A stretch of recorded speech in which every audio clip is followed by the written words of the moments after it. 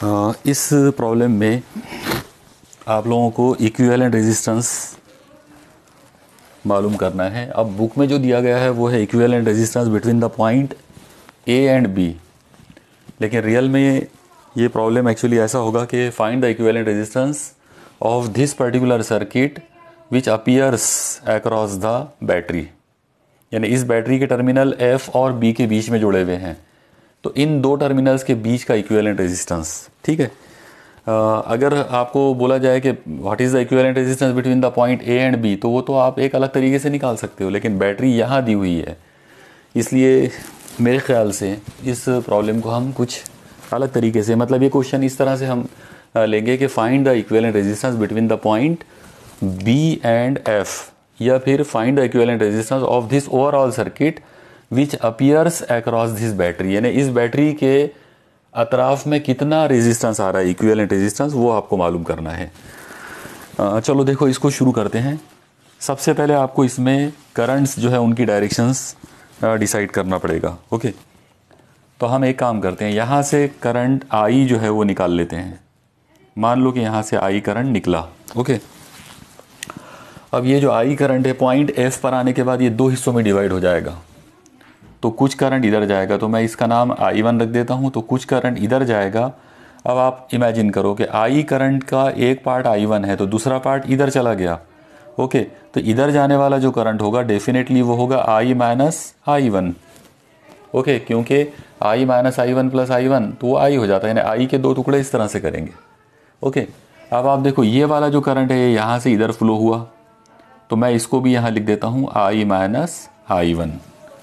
अब I1 current यहाँ तक आया, ठीक है, लेकिन यहाँ आने के बाद उसके सामने फिर पार्ट हो गए, उसका कुछ हिस्सा इधर गया, कुछ हिस्सा इधर जाएगा, तो इधर जाने वाला जो पार्ट है हम लोग उसका नाम रख देते I2। तो अगर ये वाला करंट I2 है तो इधर जाने वाला जो करंट होगा I1 का एक पार्ट I2 है, तो इसका मतलब इधर जाने वाला करंट हो जाएगा I1 माइनस I2। ओके, तो ये यहाँ से इधर I1 माइनस I2 जाएगा। अब आप I2 को देखो, I2 करंट यहाँ आया, यहाँ से इधर चला गया, यहाँ से वो इधर जाएगा, ये हो गया I2 करंट। अब आप लोग पॉइंट H को देखो, पॉइंट H पर I माइनस I1 ये वाला करंट आया, और इधर से ये वाला करंट आया I1 माइनस I2, ये दोनों यहाँ पे प्लस हुए, तो प्लस ये वाला करंट कौन सा है, I1 माइनस I2। ओके, तो ये दोनों मिलकर इधर गए, तो अब देखो इन दोनों को अगर सॉल्व करेंगे तो ये minus I1 plus I1 cancel होता, तो I माइनस I2, मतलब इधर जाने वाला ये जो करंट है तो इसकी वैल्यू होगी I माइनस I2 के बराबर। ओके, मुझे उम्मीद है आपको ध्यान में आ रहा होगा पूरा।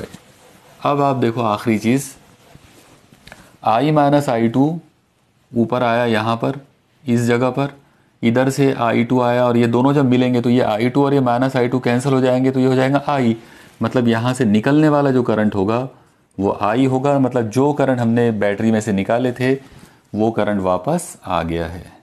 ओके, तो बस अगर आप लोग ये चीज़ ध्यान में रखो कि जो करंट आप बैटरी से निकाल रहे हो, अगर वो करंट आपके घूम फिर कर डिवाइड होकर वापस रीयूनाइट होकर अगर वो वापस आ जाता है तो मतलब आपने सब सही डिस्ट्रीब्यूशन किया है। ओके, चलो एक चीज़ तो यहाँ कंफर्म हो गई कि करंट का डिस्ट्रीब्यूशन इस फिगर में बिल्कुल सही है। अब हम लोग इसको सॉल्व करना शुरू करते हैं। तो शुरुआत हम करेंगे पहले वाले लूप से। चलो देखो, पहला लूप है A B H G A B H G A, मतलब ये वाला लूप। अब ये लूप में अगर मैं KVL अप्लाई करता हूँ तो ये आएगा summation of E plus summation of I R equal to 0। Okay, अब आप लोग देखो समेशन ऑफ ई, इतने पार्ट के अंदर EMF 0 है तो प्लस। अब शुरू करेंगे हम लोग एक एक करंट को उसके रेजिस्टेंस से मल्टीप्लाई करके।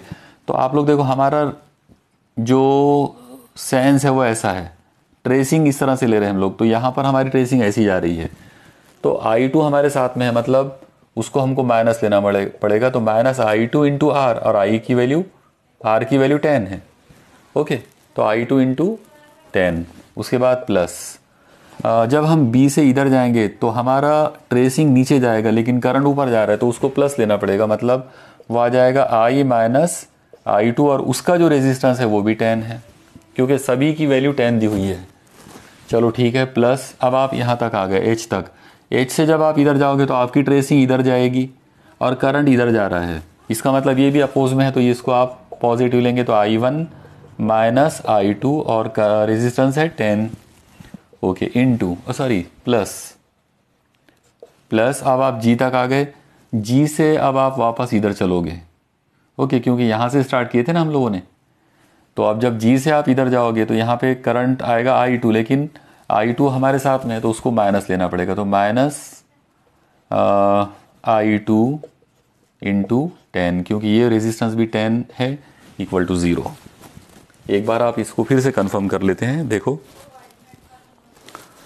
देखो समेशन ऑफ E मतलब इतने पार्ट के अंदर कोई EMF नहीं है तो 0, प्लस यहाँ से मैंने स्टार्ट किया था तो पहला करंट लिया I2 जो इधर जा रहा था साथ में, इसलिए माइनस I2 इंटू 10, ये दोनों प्लस में आएंगे क्योंकि ये हमारे अपोज में है, तो I माइनस I2 इंटू 10, ये भी अपोज में आएंगे तो I1 माइनस I2 इंटू 10, और फिर यहाँ से इधर I2 हमारे साथ में है इसलिए उसको निगेटिव लेना पड़ा, माइनस, करेक्ट है। चलो अब आप लोग इसको सॉल्व करो, प्लस माइनस को, ये प्लस का कोई मतलब, प्लस माइनस माइनस हो जाएगा तो माइनस 10 I2, ओके, यहाँ पर ये 10 अंदर आ जाता तो plus 10 times I minus 10 times I2, ये यहाँ पर अगर इसको सॉल्व किए तो देखो आप बराबर, ये माइनस 10 I2 और ये प्लस 10 I और माइनस 10 I2, यहाँ सॉल्व करो, प्लस ये 10 अंदर आ जाएगा तो 10 I1, यहाँ पर आ जाएगा माइनस 10 I2 और ये plus minus minus 10 I2 equal to 0, ठीक है। अब आप इसमें देखो कि इसमें इसको सॉल्व कर लेते हैं पहले, देखो कितने होता है, minus 10 I2 minus 10 I2 minus 10 I2 minus 10 I2, total मिलाकर 4 बार है, यानी माइनस 40 I2, ओके, और यहाँ से है प्लस 10 I ये, और यहाँ से है प्लस 10 I1 इक्वल टू 0, ठीक है। अब आप इसमें एक काम कर सकते हो, इसमें से 10 से डिवाइड कर दिए तो ये क्या हो जाएगा, minus 4 I2 plus I1 equal to 0। हम इसमें से एक काम कर सकते हैं, I की वैल्यू निकाल सकते, तो अगर मैं यहाँ पे I की वैल्यू निकाल लूँ तो ये दोनों को उधर शिफ्ट करना पड़ेगा, तो ये आएगा I इज़ इक्वल टू, ये उधर जाकर प्लस हो जाएगा तो ये होगा 4 I2 और ये आएगा माइनस I1, ओके। तो चलो ये एक इक्वेशन हमको मिल गई, इतने लूप में से I की वैल्यू इतनी आ गई है, ओके। चलो अब हम आगे बढ़ाएंगे, अगली इक्वेशन मतलब अगला लूप। देखो आप लोग अपना सेकंड जो लूप है वो G से स्टार्ट करो, तो G H, अब इसका नाम दिया हुआ नहीं है इसलिए इसको छोड़ दो, F और वापस G, ये वाला जो लूप है। अब इस लूप के अंदर हम देखेंगे summation of E plus summation of I R equal to 0। अब इसमें समेशन ऑफ E का मतलब तो 0 लेना पड़ेगा, तो प्लस स्टार्ट करेंगे हम G से, G से स्टार्ट करें, पहला करंट ये हमारे साथ में आ गया तो इसका मतलब ये हो जाएगा माइनस, R की वैल्यू 10 है तो 10, आप उसको इस तरह से ले सकते हो, summation of E plus minus I1 minus I2 into 10, okay, plus जब आप यहाँ से इधर जाओगे, इधर ये साइड में, तो ये I माइनस I1 ऊपर जाएगा, यानी हमारे ट्रेसिंग के अपोज में जा रहा है तो उसको प्लस लेना पड़ेगा, तो आ जाएगा I minus I1 into 10, okay. उसके बाद यहाँ से जब इधर चलेंगे तो फिर ये हमारे अपोज में जाएगा, तो plus I minus I1 into 10, फिर यहाँ से इधर जाएंगे तो ये साथ में चलेगा, मतलब ये प्लस माइनस I1 इंटू 10, ये 10 इक्वल टू 0। तो देखो ऐसी कोई इक्वेशन बनेगी, देख लो एक बार आप लोग, अब इसको प्लस माइनस को सॉल्व करो, ये ज़ीरो का कोई मतलब नहीं है, ये 10 से इसको मल्टीप्लाई किए तो -10i1 और ये माइनस अंदर आ गया तो minus minus plus 10i2। Okay, अब यहाँ देखो ये 10 यहाँ आ गया तो plus 10i minus 10i1। Okay, यहाँ पे अब इसको करो तो प्लस 10i और ये आएगा माइनस 10i1 और उसके बाद ये यहाँ पे देखो तो माइनस 10i1 इक्वल टू 0। अब इसमें आप देखो माइनस 10i1 कितने बार आ रहा है, तो minus 10i1 minus 10i1 minus 10i1 minus 10i1 मतलब 4 बार है तो माइनस 40i1। अब i2 देख लो तो i2 कितने बार है, ये यहाँ पे ये 4 टर्म्स हो गए कंप्लीट। अब कौन बचा, ये 10i प्लस 10i मतलब ये कितना हो जाएगा प्लस 20i और ये कौन है plus 10i2 equal to 0। Okay, चलो ठीक है, यहाँ तक सब सही है, सारी चीज़ें नोट डाउन कर लो आप बराबर इसको। अब इसी इक्वेशन को हम थोड़ा सा और सॉल्व कर लेते। तो देखो सबसे पहले इसमें से ये ऐसा हो जाएगा, 10 से डिवाइड कर लिए तो ये आ जाएगा -4i1 plus 2 times i plus i2 equal to 0। Okay, और अब क्या हो सकता है, ये 2i को छोड़कर अगर इन लोगों को उधर शिफ्ट कर दिए तो ये आ जाएगा 2i इज इक्वल टू, ये उधर जाकर प्लस हो जाएगा 4i1 माइनस i2। तो चलो मैं इसको यहाँ लिख देता हूँ, 2 times i is equal to 4i1 minus i2। चलो ये दो इक्वेशंस, ऊपर वाले लूप के लिए ये इक्वेशन, नीचे वाली लूप के लिए ये वाली इक्वेशन, ऐसी दो अलग अलग इक्वेशंस हमको मिली। चलो ठीक है, और आगे बढ़ाते इसको। अब हम यहाँ पर पहले इन दो लोगों को अगर सॉल्व कर लेते हैं तो ज़्यादा बेहतर हो जाएगा। आप लोग देखो इन दोनों को, सेकंड वाली इक्वेशन है 2i is equal to 4i1 minus i2।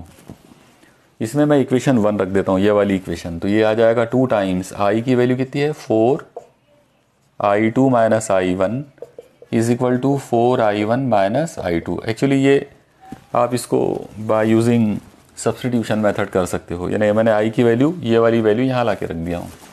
Bracket solve कर लो, 8i2 minus 2 times i1 is equal to 4i1 minus i2। Okay, अब ये माइनस i2 इधर आ जाएगा और इसको उधर शिफ्ट कर दो तो ये माइनस इधर आकर प्लस हो जाता, 8i2 plus i2 is equal to 4i1 और ये माइनस उधर जाकर प्लस हो जाएगा तो 2i1। तो ये होना चाहिए कितना 9i2 इज इक्वल टू, ये कितना आ जाएगा 6i1। इसका मतलब i2 is equal to 6/9i1। Okay, और एक और चीज़ कर सकते हैं आप इसमें से, यानी 3 से कट जाएगा वो, तो मैं यहाँ लिख देता हूँ उसको i2 is equal to 2/3i1, यानी ये i2 की वैल्यू आ गई इन टर्म्स ऑफ i1। अब हमको एक काम करना है, ये जो कुछ भी हमको अभी मिला इस पर से हम i की वैल्यू कैलकुलेट कर सकते हैं, i की value in terms of i1 और i की value in terms of i2। तो चलो इक्वेशन 1 ले लेते पहले, equation 1 i is equal to 4i2 की जगह पर क्या ले लेंगे 2/3i1। ओके, और क्या है माइनस i1, तो ये हो जाएगा 8/3i1 माइनस i1। i1 अगर आपने कॉमन निकाले तो ये आ जाएगा 8/3 माइनस 1, 1/1 समझ लो इसको, i1 इन ब्रैकेट 3, ये क्रॉस करे अगर तो ये कितना हो जाएगा 8 माइनस 3 बराबर है। तो इसका मतलब i इज इक्वल टू कितना आ गया, i is equal to 8 minus 3 is 5/3i1। तो ये वैल्यू आ गई i की। आप अगर ये दो नंबरों को इधर शिफ्ट कर देते हैं तो ये आ जाएगा i1 is equal to 3/5i। तो जो भी वैल्यू की हमको ज़रूरत पड़ेगी हम उसको नोट डाउन करते जाएंगे। मैं इसको यहाँ लिख देता हूँ i1 is equal to 3/5 I। ठीक है, चलो ये इक्वेशन 1 पर से हमने I1 की वैल्यू निकाले। ऐसे ही हम लोग इक्वेशन 2 से, इक्वेशन नंबर 2 जो है तो उस पर उसको भी हम सॉल्व कर सकते हैं। तो देखो इक्वेशन नंबर 2 ये है 2 times I is equal to 4 times I1 minus I2। तो हम लोग इसमें ये काम कर सकते हैं, I1 की वैल्यू रख दो, 2 times I is equal to 4 times 3/5 I minus I2। तो ये हो जाएगा 2 times I is equal to कितना हो जाएगा 12/5 I माइनस I2। आप ये माइनस I2 को इधर ला लो, इसको इधर कर दो, I2 is equal to 12/5 I minus 2I। ये अपॉन में 1 ले लो तो ये आ जाएगा 5, क्रॉस करें तो 12I माइनस 10I, 5 2 10। इसका मतलब I2 इज इक्वल टू कितना आएगा 12I माइनस 10, तो 2I अपॉन 5। तो हमको यहाँ पर इस जगह पर I2 की वैल्यू मिल गई, I2 इज इक्वल टू आ गया 2/5I। ये सारी वैल्यूज़ आप बराबर ध्यान में रखते जाओ कि कौन सी वैल्यू कैसे आ रही है, इतना नोट डाउन कर लो आप बराबर पॉज करके। चलो ठीक है, अब इसको हम और एक चीज़ देखेंगे कि I1 और I2 के रिलेशन तो हमको आ गए, I1 की वैल्यू इतनी थी और I2 की वैल्यू इतनी आ गई। ठीक है, अब हम फाइनली चलो एक काम करते हैं, लास्ट आखिरी जो लूप है उसको ले लेते हैं। अब आखिरी चलिए अब हम एक और लूप इसमें ले लेते हैं। हमारा जो अगला लूप है वो हम F से स्टार्ट करेंगे। तो F के बाद H के बाद B C D E F। देखो एक बार आप लोग, F H B C D E F, ये वाला लूप। अब इस लूप में मैं KVL अप्लाई करूँगा, तो summation of E plus summation of I R equal to 0, summation of E इस मरतबा है EMF, ये इस तरह से जब आएगा तो EMF आएगा -2 प्लस, मतलब प्लस, तो प्लस E लेना पड़ेगा, बराबर है, प्लस साइन कन्वेंशंस याद रखो आप लोग। अब यहाँ से स्टार्ट करो, पहला करंट, तो देखो पहला करंट हमारे साथ में है मतलब माइनस, ये आ जाएगा I minus I1 into 10 plus, यहाँ तक आ गए, यहाँ से इधर जाएंगे तो फिर यही वाला करंट मिलेगा, साथ में ही है करंट भी, तो minus I minus I1 into 10 plus, अब एज तक आ गए, एज से आगे बढ़ेंगे वो करंट फिर से साथ में रहेगा, मतलब minus I minus I2 into 10 equal to 0। चलो ठीक है, अब इसको आगे बढ़ाओ, ये आ जाएगा E प्लस माइनस माइनस, यह आएगा I माइनस I1 इंटू 10, फिर ये plus minus minus I minus I1 into 10 plus minus minus I minus I2 into 10 और इक्वल टू 0। ठीक है, एकदम सुकून से इत्मीनान से इसको करो, क्योंकि थोड़ी सी भी अगर मिस्टेक होती है तो सब गलत हो जाएगा। ये आ जाएगा E माइनस, अब ये 10 यहाँ ले लेते तो 10I, ये माइनस माइनस हो जाएगा प्लस 10I1। ओके, फिर यहाँ पर ये यहाँ आ जाएगा तो माइनस 10I और माइनस माइनस प्लस 10I1, फिर यहाँ ले लो minus 10I minus minus plus 10I2 equal to 0। Okay, चलो अब इतना आप बराबर पॉज करके नोट डाउन करते जाओ। चलो आगे बढ़ाते इसको।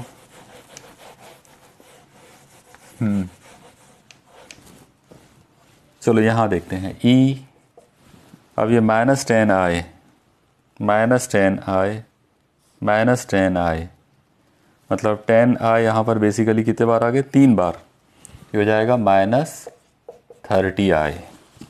अब I1 को देख लो, ये इनको मैं जिनको लिख दिया इनको कट कर देते, I1 को देख लो, 10I1 10I1, तो ये हो जाएगा प्लस 20I1, उसके बाद प्लस I2 वाली टर्म एक ही है तो 10I2 इक्वल टू 0। ओके, देख लो बराबर है कि सब, minus 10I minus 10I minus 10I तो minus 30I, 10i1 plus 10i1 तो 20i1 और ये 10i2। चलो ठीक है, ओके। अब इसमें हम i1 और i2 की वैल्यू रख सकते हैं। यह आ जाएगा e minus 30i plus 20, i1 की वैल्यू है 3/5i प्लस 10, i2 की वैल्यू रख दो, वो है 2/5i इक्वल टू 0। यह आ जाएगा e माइनस 30i, इसको सॉल्व कर लेते हैं, प्लस 5 चौक 20 12 i प्लस, ये प्लस आएगा कि माइनस आएगा, तो कितना होना है ये 4i इक्वल टू, इसका मतलब e इज़ इक्वल टू कितना होना है, -12 और -4 -16, और -16 मतलब 14i। ओके, तो e की वैल्यू जो मिली हमको यहाँ पर 14i मिल गई between point F and point B। ठीक है, चलो अब हम इतना आप लोग नोट डाउन कर लो पहले। अब आप देखो इसमें हम लोग यहाँ पे सपोज करेंगे कि the resistance between the equivalent resistance between the point F and point B is R dash. Okay, तो अगर इक्विवेलेंट रेजिस्टेंस अगर R डैश ले लेते हैं, तो जो अकॉर्डिंग टू ओम्स लॉ अगर हम बात करें तो ये आ जाएगा EMF ऑफ द सेल, यानी पोटेंशियल डिफरेंस के रूप में E is equal to I into equivalent resistance R। तो अब आप लोग देखो E की वैल्यू ये है 14i is equal to I into R dash, यानी दोनों को कंपेयर कर लो। ये अकॉर्डिंग टू ओम्स लॉ लिखे और ये हमारी सर्किट पर से मिली हुई वैल्यू है। तो जब आप इसको सॉल्व करोगे तो I से I कट जाएगा, इसका मतलब R डैश की वैल्यू आ जाएगी 14 ओहम। तो मतलब ये हुआ कि इस पर्टिकुलर सर्किट में the equivalent resistance of this particular circuit across this battery is 14 ohm. बस इसमें एक चीज़ जो मतलब मुझे बोलना है वो ये है कि जो बुक में जो आंसर दिया हुआ है वो भी 14 ओहम ही है, नहीं ये सब कुछ सब बराबर है, सब सही है। सिर्फ इतनी सी बात है कि equivalent resistance between A and B बोला है, जबकि रियल में ये जो पूरे कैलकुलेशन जो है ये है equivalent resistance between the point F and point B। Okay, तो इन दो पॉइंट्स का इक्विवेलेंट रेजिस्टेंस वो 14 ओहम आएगा। ठीक है, तो ये था बोर्ड की बुक में का दिया हुआ प्रॉब्लम। मुझे उम्मीद है आपको ये समझ में आ गया होगा। ओके।